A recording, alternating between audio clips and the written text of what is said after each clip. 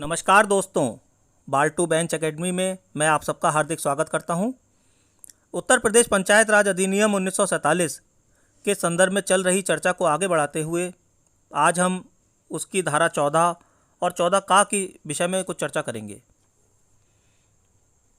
दोस्तों, अगर आप लोगों ने अभी बेरेक्ट नहीं खोले हैं तो सबसे पहले आप वीडियो को यहीं पर रोककर अपना बेरेक्ट खोल लीजिए।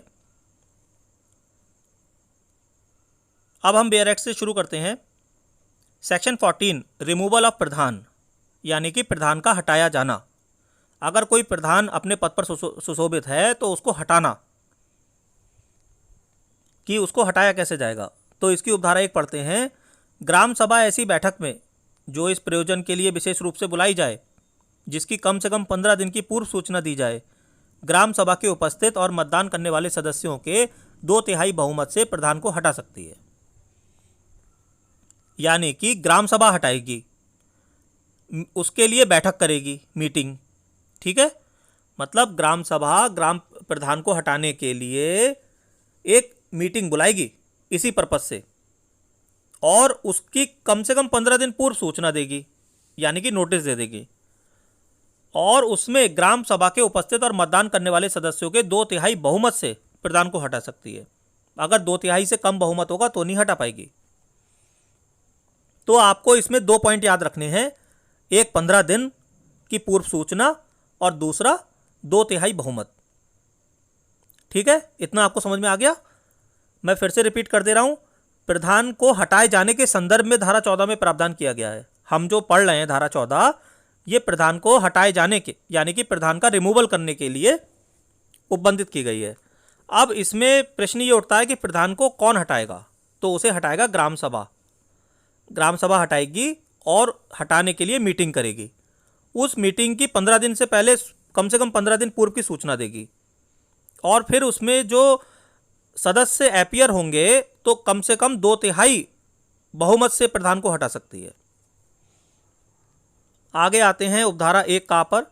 इसमें कह रहे हैं धारा 11 में किसी बात के होते हुए भी उपधारा 1 के अधीन किसी बैठक के लिए गणपूर्ति ग्राम सभा के 1/3 सदस्यों में होगी। जो ये मीटिंग होगी ग्राम सभा की, तो इसका जो कोरम है गणपूर्ति कि कम से कम इतने लोग जरूर उपस्थित होने चाहिए, वो है 1/3, यानी कि 1/3 of the members of the gram sabha. ठीक है, ये कोरम है। ये भी प्रश्न आ सकता है कि जो ग्राम सभा की मीटिंग होगी प्रधान को हटाने के लिए, उसमें कोरम कितना होता है, गणपूर्ति कितनी है। इसका उत्तर है 1/3। आगे आते हैं उपधारा 2 पर। इसमें प्रधान को हटाने के लिए कोई बैठक उसके निर्वाचन के 2 वर्ष के भीतर नहीं बुलाई जाएगी। यानी कि यहाँ पर यह प्रावधान किया गया है कि अगर किसी प्रधान को हटाया जाएगा तो उसको हटाने के लिए कोई बैठक जब उसका इलेक्शन हुआ उससे 2 वर्ष के भीतर नहीं बुलाई जाएगी। मतलब मान लीजिए आप प्रधान हैं, आप इलेक्शन से नियुक्त किए गए, इलेक्शन आपका हुआ, उसके बाद में आप प्रधान बन गए, तो आपको हटाने के लिए अगर कोई मीटिंग बुलाई जाएगी तो आपके इलेक्शन का जो रिजल्ट डिक्लेयर हुआ, आप अपॉइंट हुए, उसके बाद से 2 वर्ष के भीतर नहीं बुलाई जाएगी।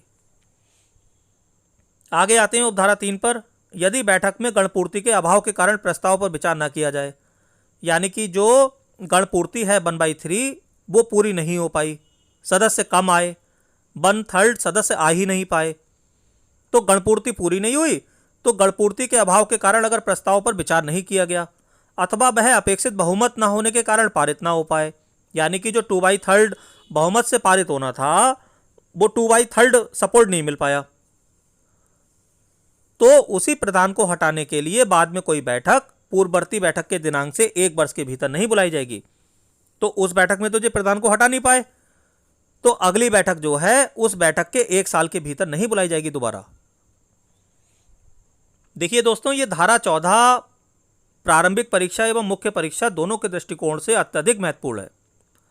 इसकी हर उपधारा एक क्वेश्चन है और हर उपधारा में एक नई बात कही गई है, तो इसलिए आपको ये वाली धारा पूरी तरह से रटी होनी चाहिए, पूरी तरह से समझी हुई होनी चाहिए। आप इसको एक बार फिर से समझ लीजिए। देखिए हम क्या पढ़ रहे हैं, धारा 14 में प्रधान को हटाए जाने की, यानी कि उसके पद से हटाए जाने की बात कही जा रही है कि कृषि प्रधान को हटाया कैसे जाएगा। ठीक है, अब इसमें 4 उपधाराएं हैं। पहली उपधारा कह रही है कि ग्राम सभा ऐसी बैठक करेगी जिसकी कम से कम 15 दिन पहले सूचना दे देगी और उसमें कम से कम 2/3 यानी कि 2/3 बहुमत से प्रधान को हटा सकेगी। ठीक है। आगे उपधारा 1 का में कह रहे हैं कि इसका कोरम कम से कम 1/3 होगा। ठीक है। फिर कह रहे हैं उपधारा 2 में प्रधान को हटाने के लिए कोई बैठक उसके निर्वाचन के 2 साल के भीतर नहीं बुलाई जाएगी, यानी कि आप 2 साल से पहले उसको नहीं हटा सकते। ये बहुत इंपॉर्टेंट फैक्ट है, इसको आप याद रखिएगा। आगे उपधारा 3 में कह रहे हैं कि अगर गणपूर्ति का अभाव हो या अपेक्षित बहुमत ना मिल पाए तो उस प्रधान को हटाने के लिए कोई बैठक, जो पहली बैठक हुई थी अभी, उसके दिनांक से 1 साल के भीतर नहीं बुलाई जाएगी। तो ये सारे पॉइंट्स आप एक कॉपी पे पॉइंट वाइज नोट कर लीजिए और अपने दिमाग में बैठा लीजिए। आगे आते हैं सेक्शन 14A पर, punishment for failure to hand over records etcetera. अभिलेख आदि देने में चूक जाने पर दंड। इसमें क्या है कि चलिए पहले बेयर एक्ट से पढ़ लेते हैं, फिर मैं समझाता हूं। बहिर्गामी प्रधान यानी कि आउटगोइंग प्रधान, जो प्रधान जा रहा है, बहिर्गामी प्रधान का गांव सभा के अभिलेख तथा धनराशि देने का दायित्व यदि कोई व्यक्ति प्रधान, सरपंच या सहायक सरपंच के रूप में कार्य की समाप्ति पर यथास्थिति ग्राम सभा, ग्राम पंचायत या न्याय पंचायत के सभी अभिलेख, धनराशि या अन्य संपत्ति अपने उत्तराधिकारी या नियत प्राधिकारी द्वारा इस निमित्त प्राधिकृत किसी व्यक्ति को देने में नियत प्राधिकारी द्वारा ऐसा करने की अपेक्षा किए जाने पर भी जानबूझकर चूक करता है तो वह कारावास से, जो 3 वर्ष तक का हो सकता है, या जुर्माने से, या दोनों से दंडनीय होगा। देखिए ये वाली धारा भी बहुत इंपॉर्टेंट है। इसमें कह रहे हैं कि बहिर्गामी प्रधान जो है, जो आउटगोइंग प्रधान है, जो प्रधान अपने पद पर था और अब उस पद को छोड़कर जा रहा है, तो जब छोड़कर जा रहा है तो उसकी ये जिम्मेवारी बनती है कि जो जो रिकॉर्ड्स हैं या कोई मनी है जो उसके अंडर में है, जो डॉक्यूमेंट्स उसके अंडर में हैं, वो हैंडओवर कर दे, वो दे दे। किसे दे दे? अपने उत्तराधिकारी को, जो उसकी जगह दूसरा व्यक्ति आएगा, या नियत प्राधिकारी इस निमित्त किसी व्यक्ति को अगर देने को कहता है तो उसको दे दे। लेकिन जो प्रधान जा रहा है उसने क्या चालाकी करी कि उसने वो मनी नहीं दी या उसने वो रिकॉर्ड्स नहीं हैंडओवर किए, तो ऐसे केस में उसे 3 वर्ष तक का कारावास या जुर्माना या दोनों से दंडनीय किया जा सकता है। आगे आते हैं उपधारा 2 पर।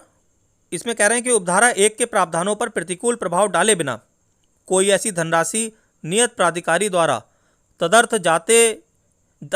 जारी किए गए प्रमाण पत्र पर भू राजस्व की बकाया के रूप में वसूल की जा सकती है। यानी कि ये कोई जुर्माना अगर उसके ऊपर किया जाता है तो वह जुर्माना जो है, जो प्रिस्क्राइब्ड अथॉरिटी है नियत प्राधिकारी, वो एक सर्टिफिकेट जारी करेगा और उसके जरिए भू राजस्व के बकाया की तरह वसूल किया जा सकता है। ठीक है। इसके बाद में है सेक्शन 14B। यह उत्तर प्रदेश अधिनियम संख्या 44 सन 2007 द्वारा 20 अगस्त 2007 से ओमिटेड कर दी गई है।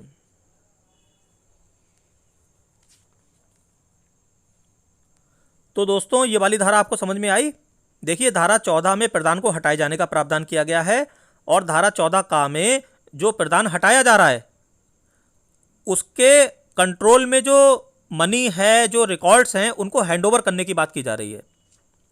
धारा 14 में यह बताया गया कि कैसे कैसे उसे हटाया जाएगा, क्या क्या उसके लिए फॉर्मेलिटीज़ पूरी होनी चाहिए, क्योंकि भाई एक प्रधान को हटाया जा रहा है तो प्रधान को हटाने की प्रक्रिया इतनी सरल भी नहीं होनी चाहिए कि जो चाहे वो आके हटा ले। तो इसीलिए यह प्रावधान रखा गया है कि कम से कम 15 दिन पहले की उसे नोटिस दी जाएगी और 2/3 बहुमत से हटाया जाएगा, और जो मीटिंग है उसका कोरम भी कम से कम 1/3 होना चाहिए। फिर प्रधान अपॉइंट जब होगा तो 2 वर्ष के भीतर उसे हटाया नहीं जाएगा, कोई मीटिंग बुलाई नहीं जा सकती, और अगर कोरम पूरा नहीं होता या जो बहुमत हमें चाहिए था वो पूरा नहीं हो पाता तो अगली बार जब उसे हटाने की मीटिंग बुलाई जाएगी तो पहली मीटिंग से 1 साल के भीतर नहीं बुला सकते।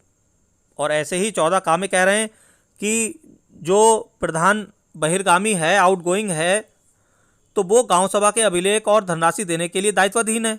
लेकिन अगर वो अपने उत्तराधिकारी या नियत प्राधिकारी द्वारा प्राधिकृत किसी व्यक्ति को देने में चूक करता है जानबूझकर, तो फिर उसे 3 साल का कारावास या जुर्माना या दोनों से दंडनीय किया जा सकता है। अब ऐसी जो जुर्माने की राशि होगी तो वो नियत प्राधिकारी द्वारा एक सर्टिफिकेट इशू किया जाएगा और उसके जरिए वो भू राजस्व के बकाया के रूप में वसूल की जाएगी। तो दोस्तों, मैं आशा करता हूँ कि आपको आज का विषय समझ में आ गया होगा। देखिए, ये दोनों धाराएं बहुत इंपॉर्टेंट हैं, आप इनको बिल्कुल घोट के पी जाइए। मुख्य परीक्षा के दृष्टिकोण से हद से ज़्यादा इंपॉर्टेंट हैं और प्री के दृष्टिकोण से भी। धन्यवाद।